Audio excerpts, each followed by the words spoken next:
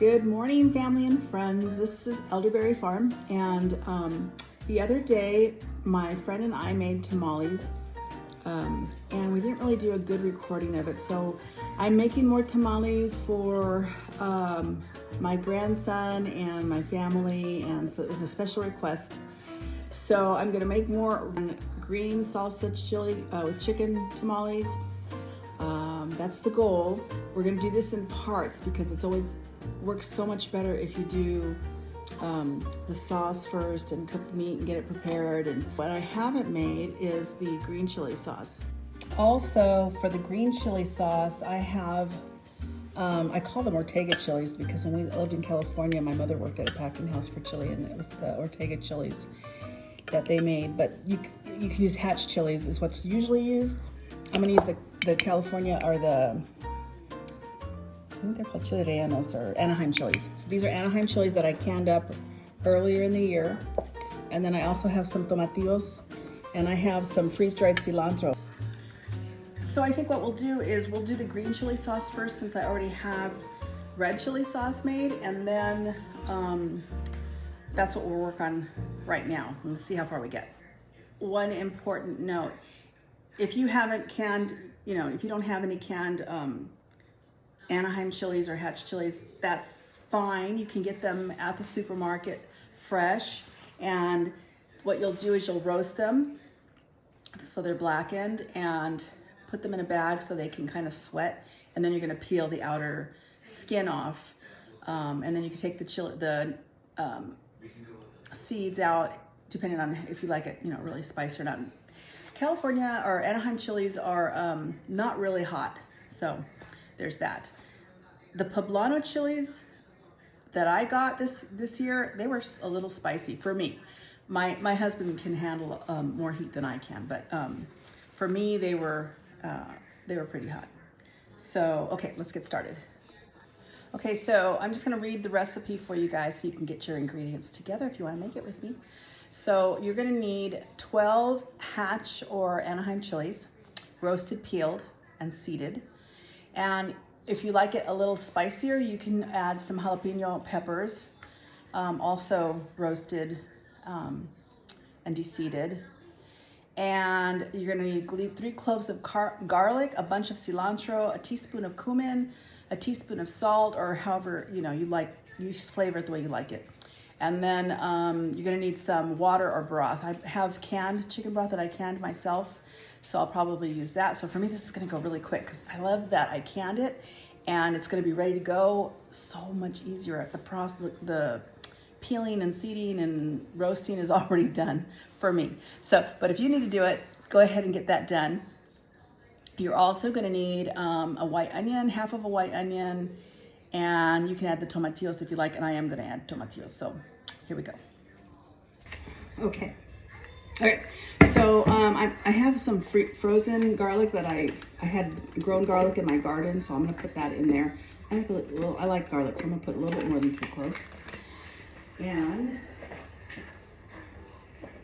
here's my tomatillo chilies, or my tomatillos that I canned this year, and my Anaheim chilies. Boom, done. And I think I need some more broth.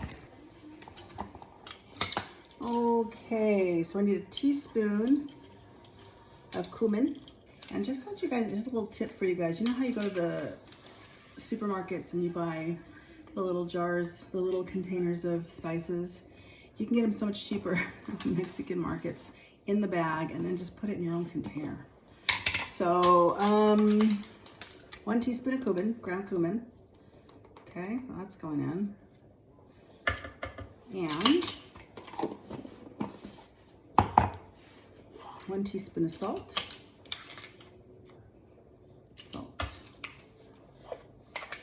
And looks like 1 3/4 cup of broth. This is chicken broth that I canned up earlier this year, so it's already done. The nice thing about doing it yourself is you can flavor it up the way you like it. All right, there's that. Get the lid and blend.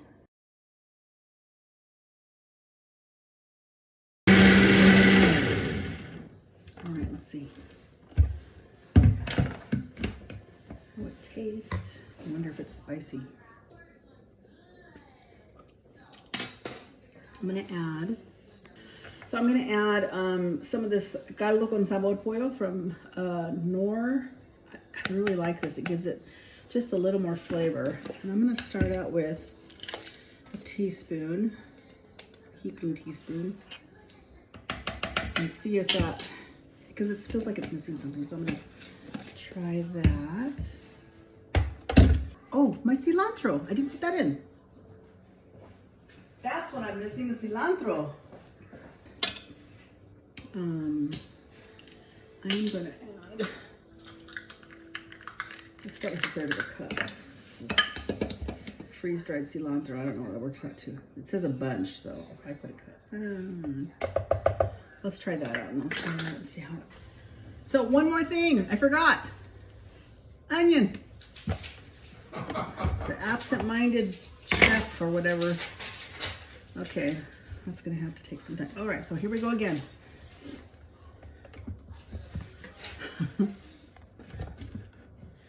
Stand by. I'm gonna turn this off so you don't have to listen to it. Blend it a little better because there's some stem in there. I'm the official taste tester. Okay.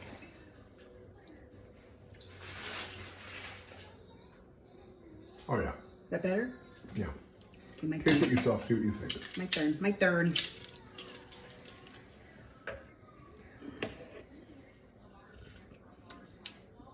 Oh yeah. Yeah. That's better. It's gonna be really good. That's gonna go good on the chicken. Yeah. Okay.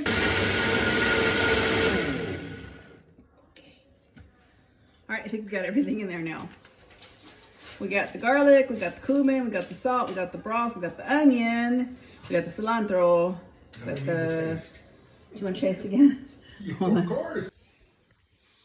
Once you've finished blending your green chilies, tomatillos, spices, and onion and garlic and cilantro, then you want to cook it up. Put a little bit of oil on the pan and cook it. I don't know. You just want to get those flavors well incorporated in. So I've been at it for about 20 minutes.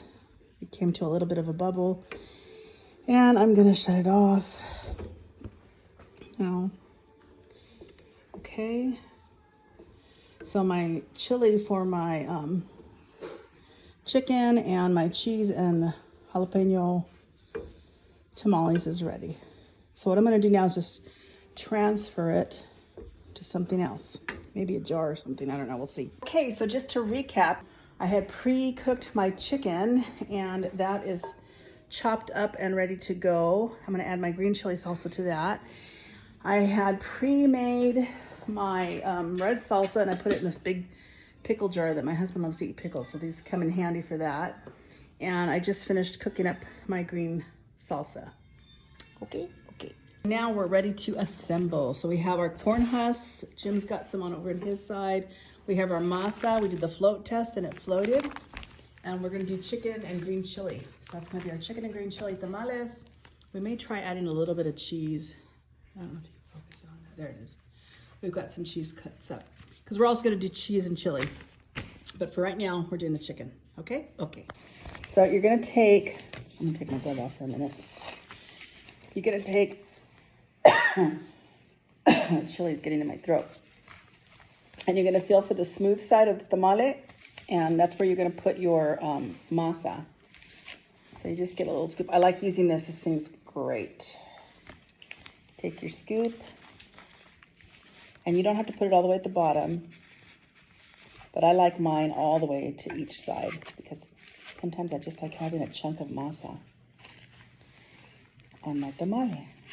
That makes, that argues for having elote tamales. Oh yeah, Jim said he was at the Mexican market today, and they had tamales de elote. And I guess that's just the corn. Just the corn. He said it was delish. Oh God, yeah, it was good. Okay, so we're gonna put some chicken in there. And then we're gonna roll it up like so. And you're gonna fold your bottom like so. Oh yeah, this is definitely. Isn't that nice to do it that way? And that's it. That's it. And then we're going to make a line or a bunch of them there. Okay. One thing that I forgot to mention is the masa that I have, I purchased from the market. It's called masa preparada, prepared masa. And they have it already made. So then I just kind of had to keep it soft, mix it. I mixed mine up with a little bit more lard and some salt. And that was it. That's the sneeze. One other thing I forgot to mention was I added that green chili sauce to the chicken. Not all of it. I kept some aside so that when we decided to have some, we could add it to the top of our tamale. So you keep it moist. You don't want it to be too dry. So you add enough to keep it nice and moist. Christmas. We're having Christmas Eve here at our house as menudo. My grandson is like, Grandma, can we have menudo, please? Oh yeah. And tamales. Okay. We'll make menudo. We'll make it. Hey, you want to put any cheese in yours? You can try. Why not? I've been putting cheese in mine. I've been putting 2 pieces. Let's do some with cheese and some with no cheese. Okay. Well, I'm putting cheese and chicken in these. Both of these got cheese and chicken. Oh, I'm just putting chicken in mine. Oh, okay. That's what I was saying. Just do it a little bit of both. I mean, why not? We could try it, see how it comes out. Okay, so we have about 3 dozen tamales in here. And I have my tamalero ready to go. It has a little, this part here. Let's see if I can get it to come out. No, I can't get it to come out. But it separates the water from the tamale. And we're going to put some corn husks down on the bottom and then some corn husks on top of it. And probably steam it for about 90 minutes. And then we'll check it, okay? Okay. So you win, okay. Okay, so then we're just loading up the tamalero with the tamales standing up with the folded side down like that. And you just go in a circular fashion like that. Oh, and on the bottom we have corn husks on the bottom. Underneath here is that Separator. they can hear you. It just separates the water from the, just say it back. It's the thing. The thing that separates the water from the tamales. Okay, so we're gonna line them up like that, like so. And these are our chicken tamales. Tomorrow we're doing Chicken and cheese. Oh, and some of them have cheese too. We tried that out. Tomorrow we're gonna do the pork tamales and the tamales de raja. I think it's called tamales de raja. You need one right there. And that's where you put the On chilies. the outside wall. Okay. There you go. My oven keeps beeping at me.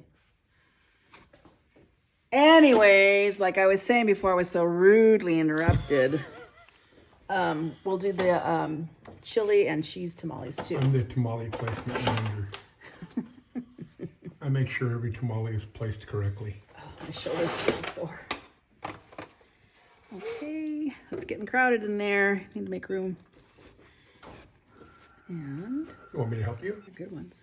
So then you just take some. Now, my parents, when they would make tamales, they would just take a clean cloth, tea towel, wet it, dampen it, and put it over the top. But I don't want to use my tea towels.